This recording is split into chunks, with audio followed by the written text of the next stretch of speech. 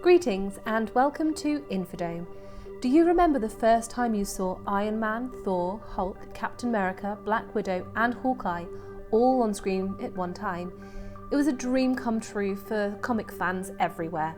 So let's take you back to the first outing as an ensemble. Number 1. Loki's staff has a glowing blue gem in the spearhead that allows him to control the minds of others. This is a reference to the Mind Gem, one of the 6 Infinity Gems, or Infinity Stones, used by Thanos, the Mad Titan, shown in the post-credit scene. Number 2. When Black Widow calls off the capture team, after first coming to terms with Dr. Bruce Banner on helping S.H.I.E.L.D., a few of the team members are holding weapons with a blue glow coming from the barrels. Since they look nearly identical to the Hydra weapons that Steve Rogers uncovers later, this hints at Fury's Phase 2 project of weaponizing the Tesseract's energy. Number 3. Nick Fury states to the Council that Phase 2 is not ready. Later, when Tony Stark decodes S.H.I.E.L.D's secret files, he asks Nick Fury about Phase 2. This is a nod to the Marvel Cinematic Universe film phases, this movie being the end of Phase 1 and Iron Man 3 being the beginning of Phase 2, the 6th and final chapter of Phase 1 in the cinematic universe. Number 4. When Thor attacks Iron Man in the forest, Jarvis informs Stark that his armour is up over 400% energy. When the camera focuses inside Iron Man's helmet, the percentage of 475 can be seen. It appears on the left of the screen, close to Tony Stark's cheek. Number 5. Robert Downey Jr. kept food hidden all over the lab set, and apparently nobody could find where it was, so they just let him continue doing it. In the movie, that's his actual food he's offering, and when he was eating, it wasn't scripted, he was just hungry. Number 6. When Loki is held prisoner on the helicarrier, the computer screen monitoring him shows an infrared image of the cell. Loki's temperature is shown as blue, or cold, due to the fact that he is a frost giant by nature. Number 7. When Black Widow and Bruce Banner are blasted to a lower deck of the helicarrier, it triggers Banner's transformation into the Hulk.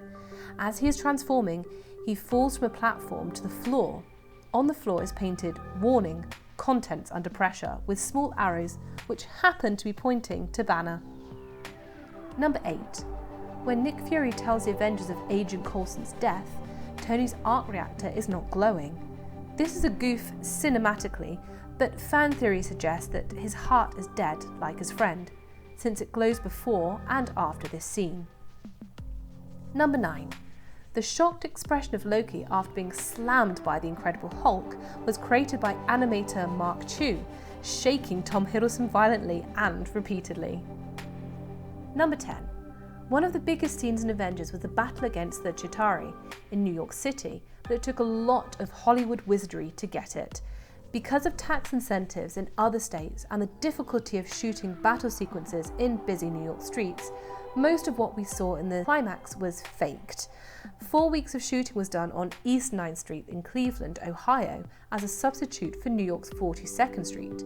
Only 2 days of shooting took place at New York's Park Avenue and Central Park. The production spent 3 days shooting footage of the city, which was scanned and turned into a computer-generated set for battle sequences. The actors shot most of their New York scenes against a green screen, and the city was digitally added to the background of those shots. Number 11. At the end of the film, when the news clip of Beth the waitress appears on Nick Fury's computer, it is listed as S.H.I.E.L.D. file A113. A113 is the room number of the animation classroom at Cal Arts. The A113 reference is a running gag in films made by Pixar and Disney, starting with Toy Story in 1995. A film partially written by Joss Whedon, who wrote and directed this movie. Number 12. When Pepper Potts and Stark are in their apartment going over digital plans to rebuild Stark Tower, the Quinjet isn't the only visible clue to an Avengers headquarters. The logo of each Avenger in the film can be seen on the digital canvas, and Captain America's shield is selected to reveal his quarters in the blueprint. In the post-credit scene, Pepper Potts shows Tony Stark a hologram of plans to rebuild the top of Stark Tower. In the hologram, a Quinjet is clearly visible in the middle of the structure, one among several hints at the film's possible use of Stark Tower as a future headquarters of the Avengers. This actually occurred in the comic series, but not in the movies. Number 13.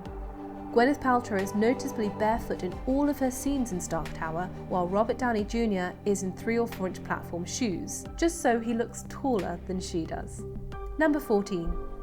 The decimation of Stark Tower during the final battle destroys the company logo, leaving only the illuminated A at the end of the film. This is a nod and a sequel setup to the comics where the Avengers operate out of a giant building, alternatively depicted with an A-shaped building or as a skyscraper with a giant A crowning the top.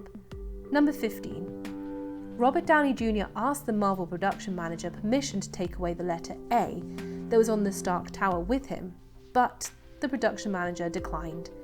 However, on Downey Jr.'s next birthday, the production manager gave it to him as a gift. Number 16. Did you ever wonder why Captain America isn't eating in the post-credits scene at a shawarma restaurant? It's because at the time his scene was shot, Chris Evans was filming Snowpiercer and refused to shave off his beard. Instead, the crew created a prosthetic jaw, but was unable to eat or talk during the scene. This is also why he's covering his face with his fist. Number 17. Marvel would have you believe that the brief shot of Thanos at the end of Avengers was all part of its master plan, because Thanos has been the big bad of the cinematic universe ever since. Each movie that followed laid the groundwork for gathering of the Infinity Stones, leading up to Avengers Infinity War. Thanos has even done cameos in Guardians of the Galaxy. The truth is less glamorous. It was Joss Whedon's idea to add a shot of Thanos at the end of Avengers, not the studio's. He was writing the movie and no one had asked the question of who was in charge of the Chitauri invasion. Whedon asked if he could have Thanos revealed as the force behind the Chitauri, and Marvel said yes. That's all there was to it. The decision was later made to set up Thanos and Infinity War. Number 18. Mark Ruffalo's performance of the Hulk is the first created by motion capture.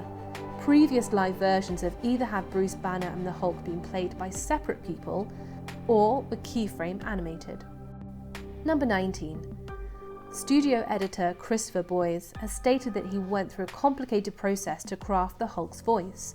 The final product turned out to be a combination of Mark Ruffalo, some Lou Ferrigno, and a little bit of himself, and 2 people from New Zealand. Number 20. Writer and director Joss Whedon revealed that Jeremy Renner injured himself during a stunt and caused production to halt for several days.